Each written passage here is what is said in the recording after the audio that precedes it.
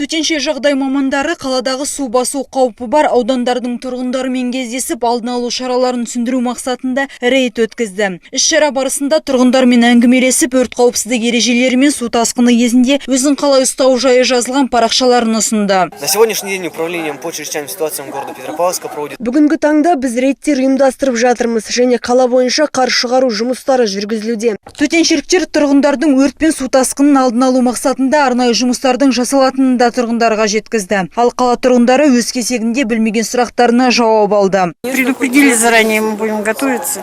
Бізге үнемі төтеншеліктер келіп ескертпелер айтып отырады. Төтеншеліктер ең алдымен қаладағы суға кету қаупі бар аудандарда қар тазалау жұмыстарын жүргізу қажеттігін айтып отыр. Сонымен қатар жылыту құрылғыларын қолдануда абай болуға шақырады. Қала тұрғындарына айтарымыз, ауа райы көтерілгенше дейін үй маңындағы төбелердегі қарларды тазарту қажет. Жалпы жыл басынан бері қала аумағында 51 өрт оқиғасы тіркелген. Қызыл жалын салдары 3 миллион теңгеден жоғары шығын әкелді. 2 адам өрт құрбаны болды. 12 адам газ иісі тиіп ауруханаға түсті. Төтенше жағдай мамандарының айтуынша, өрт көбіне пешті дұрыс қолданбау және өрт қауіпсіздік ережелерін сақтамаудан туындайтын көрінеді.